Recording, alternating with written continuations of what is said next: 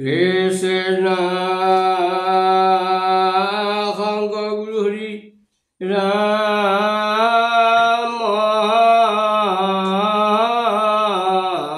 Ram Hari Ram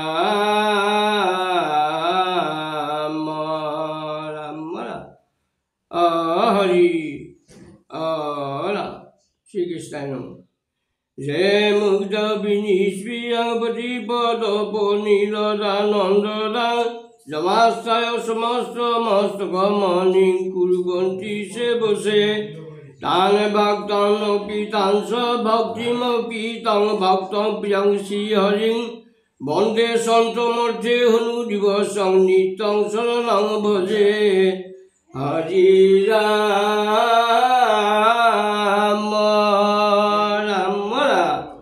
Hari Ram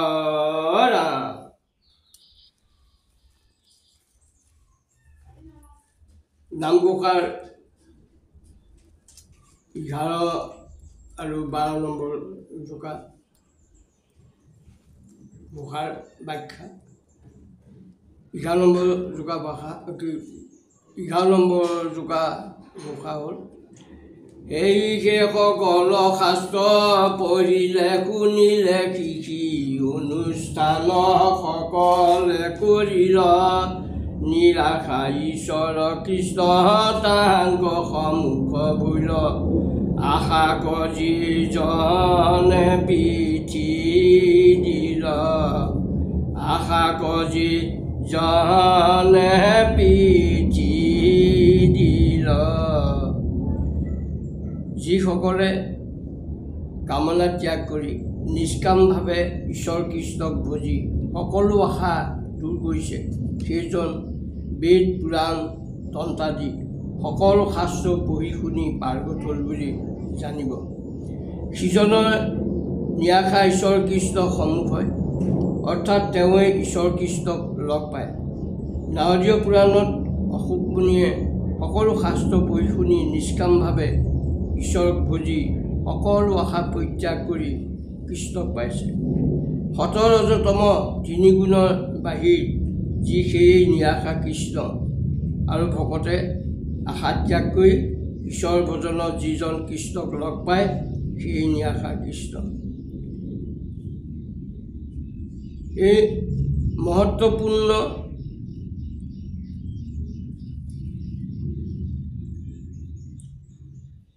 কৰ্তব্যনো কি বা সাধনানো কি এই কৰ্তব্য আৰু সাধনা হ'ল আশাক পিঠি দিয়া এই কথা মহাপুৰুষ শ্ৰী শ্ৰী মাধৱদেৱে বৰ শক্তিভাৱে স্পষ্টভাৱে ঘোষণা কৰিছে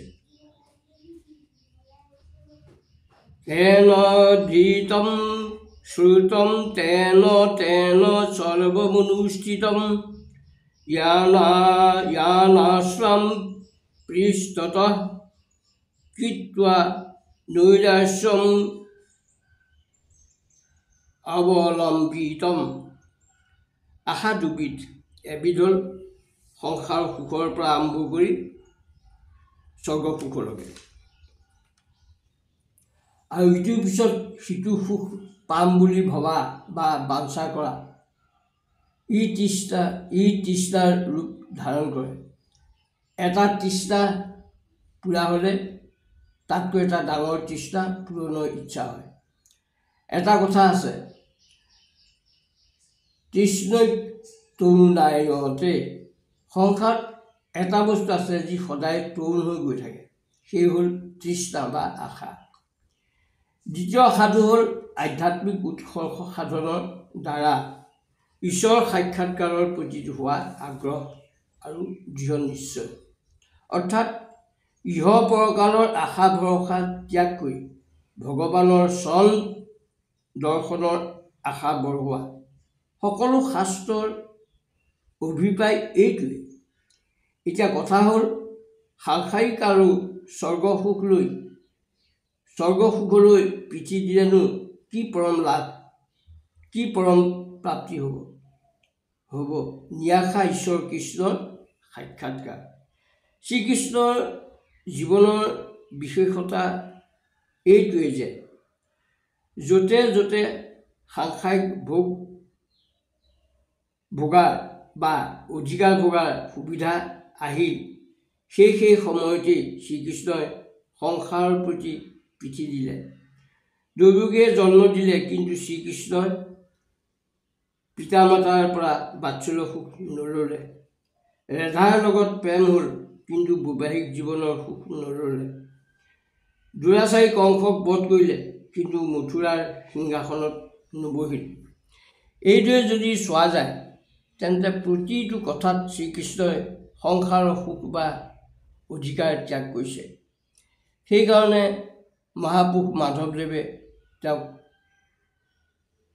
নিৰাশা ঈশ্বৰ কৃষ্ণ বুলি অভিহিত কৰিছে।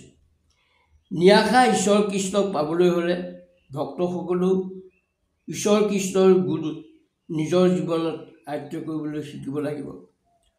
সংসাৰৰ পৰা আৰম্ভ কৰি স্বৰ্গ সুখলৈকে সকলো ত্যাগ কৰি দিব লাগিব।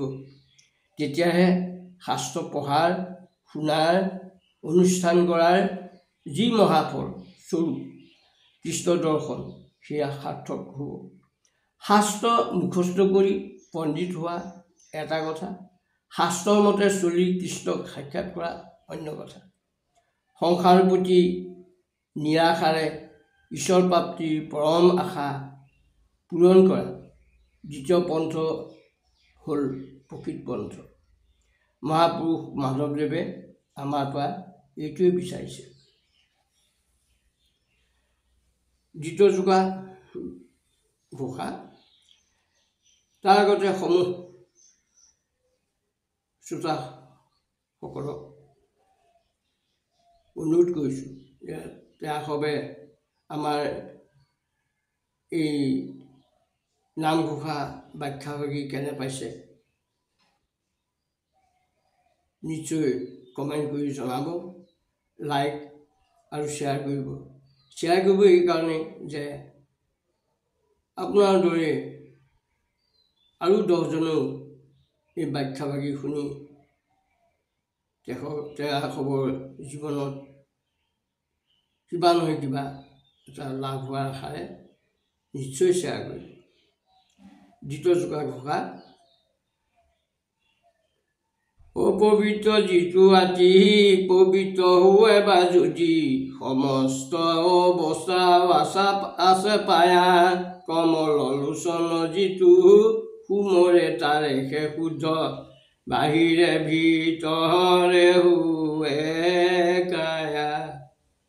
অপবিত্ৰ পবিত্ৰ বা সৰ্বাৱস্থাম গতোপি বা ইয়ঃ স্মৰেত পুনৰিকাক্ষম চ বাহ্যম অভ্যন্তৰম শুচি। পবিত্ৰ বা অপবিত্ৰ, সম্পদ বা বিপদ, সুস্থ বা অসুস্থ, বাল্য কৌমাৰ, যুৱা বৃদ্ধ, সেই অৱস্থাতে হওক ঈশ্বৰৰ কমললোচন নাম স্মৰণ কৰিলে দেহাৰ বাজেৰে ভিতৰে শুদ্ধ হয়। অৰ্থাৎ দেহা অতি পবিত্ৰ হ'লেও ঈশ্বৰৰ নাম স্মৰণকাৰী দেহা অতি অপবিত্ৰ হ'লেও ঈশ্বৰৰ নাম স্মৰণকাৰী চাণ্ডালো যজ্ঞৰ পাত্ৰ হৈছে। সকলো অৱস্থাতে ঈশ্বৰৰ নামে বাজে ভিতৰত পবিত্ৰ কৰে। দেৱৰ্ষি নাৰদে তেওঁৰ ভক্তিসূত্ৰত এই কথা স্পষ্টভাৱে ঘোষণা কৰিছে। মুখ্য তত্ত্বম মহৎ কি পৰিব ভগৱত কৃপা লস্যত বা। মুখ্য কথা হ'ল মহাপুৰুষৰ কৃপা বা ভগৱানৰ কৃপা লাগিবই, তেহে জ্ঞান বৈৰাগ্য ভক্তি পূৰ্ণৰূপে সিদ্ধ হ'ব। মহাপুৰুষ আৰু ভগৱান এই দুয়োটাতে কোনো পাৰ্থক্য নাই। মহাপুৰুষ হ'ল অব্যক্ত, ভগৱানৰ ব্যক্ত ৰূপ। গুৰু মাধৱদেৱে কমললোচনৰ কৃপা এই ক্ষেত্ৰত প্ৰধান বুলি ঘোষণা কৰিছে। এক ভগৱানৰ বেলেগ বেলেগ উদ্দেশ্যত বেলেগ বেলেগ ৰূপ। অপবিত্ৰ পবিত্ৰ কৰাৰ ক্ষেত্ৰত কমললোচন ৰূপ বিশেষ। কমল হ'ল পবিত্ৰতাৰ প্ৰতীক। বোকাত জন্ম হৈও শৰীৰত বোকা নালাগে। জলত থাকিও যাৰ পাহিত জল নালাগে সেয়ে কমল। সেইকাৰণে ভগৱানৰ অংগসমূহ কমলৰ লগত তুলনা কৰা হৈছে। পদকমল, হস্তকমল, নাভি কমল, মুখ কমল আৰু কমললোচন, পদ্মলোচন আদি আদি। বাহিৰৰ আৰু ভিতৰৰ কায়া মানে কি? কায়া মানে দেহ। আমাৰ এইটো চাৰিতৰপীয়া দেহ, স্থূল দেহ, সূক্ষ্ম দেহ বা লিংগ দেহ, কাৰণ দেহ আৰু মহাকাশ দেহ। পবিত্ৰ জলে আমাৰ কেৱল স্থূল দেহ শুদ্ধ কৰিব পাৰে, তথাপিতো পুৰা শুদ্ধ নহয়। কিন্তু ভগৱান কমললোচন চিন্তন কৰিলে, তেওঁৰ আশ্ৰয় পালে, তেওঁ নিজক সমৰ্পণ কৰিলেহে বাহিৰৰ এই স্থূল দেহ আৰু ভিতৰৰ লিংগ দেহ, কাৰণ দেহ, মহাকাশ দেহ শুদ্ধ হ'ব। আকৌ এবাৰ বোলোৱা কমললোচন, কমললোচন। কৃষ্ণ হৰি ৰাম। জয় গুৰু শ্ৰীমন্ত শংকৰ। হৰি ৰাম।